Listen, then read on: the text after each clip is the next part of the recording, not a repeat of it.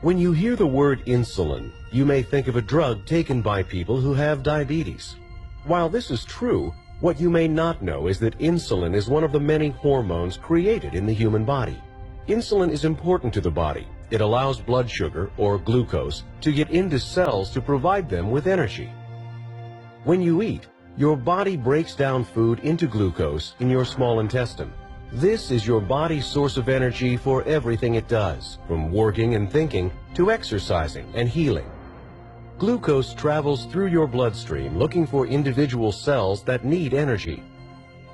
For glucose to get into the cells, it requires insulin. Insulin is the key that unlocks cells for glucose to enter and deliver energy. When insulin arrives, it signals the cell to activate glucose transporters. These transporters pull glucose through cell walls. When glucose moves into the cell, it delivers energy.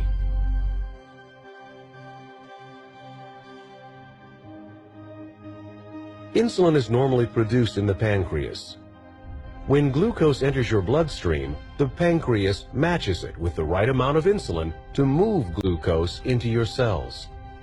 In people with type 2 diabetes, the pancreas may not be doing its entire job. It may produce less and less insulin over time. If this happens, there isn't enough insulin in the bloodstream to unlock cells. With the cells locked, glucose can't get where it is needed to provide energy.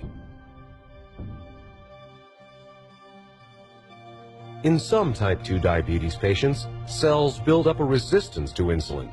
Even though there may be enough insulin in the bloodstream, it can't unlock cells to allow glucose to enter.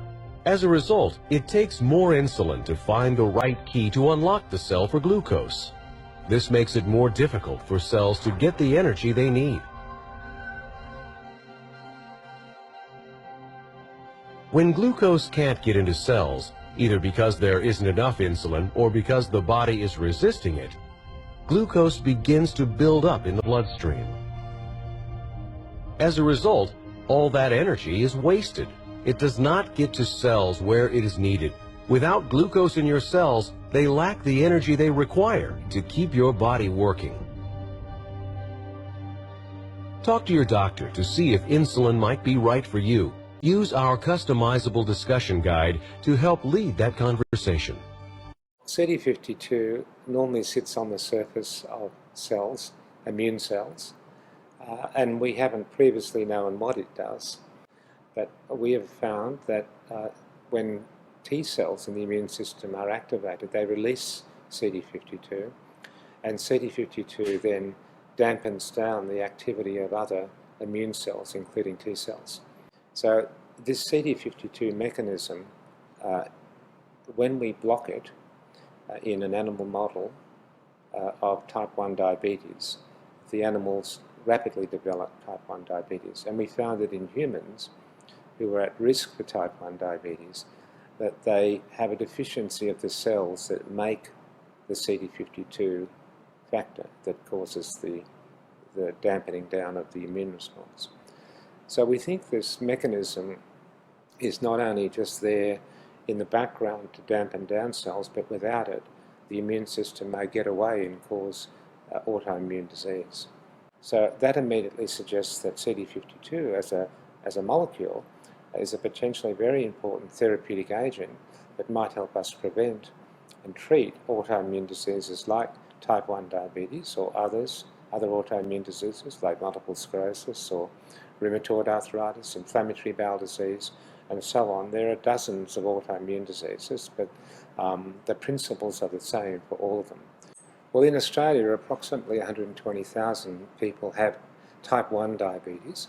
So in type 1 diabetes, it's an immune disease or an autoimmune disease because the body's own immune system is attacking part of the body itself. And it results in a loss of insulin and therefore higher levels of glucose in the blood. Type 1 diabetes is a really bad disease to have because it often starts in children, more often, and it really makes life incredibly difficult for the sufferer and his or her family. Well, my ultimate goal is to prevent and ultimately cure type 1 diabetes because I think That's a disease that can be prevented, and we know that in animal models of this disease we can prevent and cure the disease.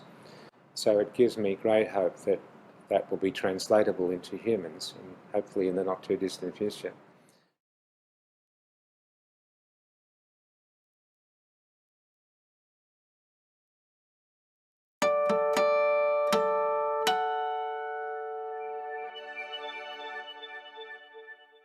Researchers at Joslin Diabetes Center have identified the mechanism by which a hormone called FGF21 helps improve glucose control and metabolism. And what this study does is it shows that one big factor in this is the ability of FGF21 to stimulate what's called browning of white fat. That is where the white fat becomes more energetically active and begins to burn energy rather than store energy.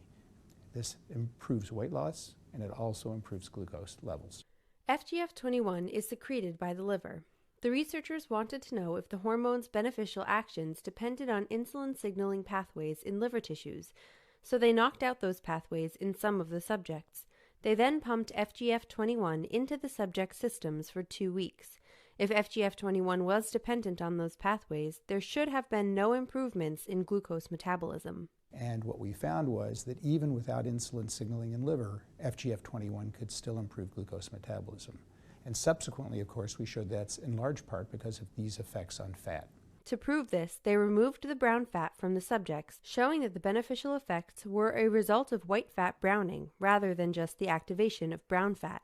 The stimulation of browning could have potential for drug creation. There is a lot of interest in FGF21 as a potential drug. That's why several drug companies are now working on it. And whether it be the FGF21 itself or maybe some derivative of it. So I do think that this has a chance to have effects.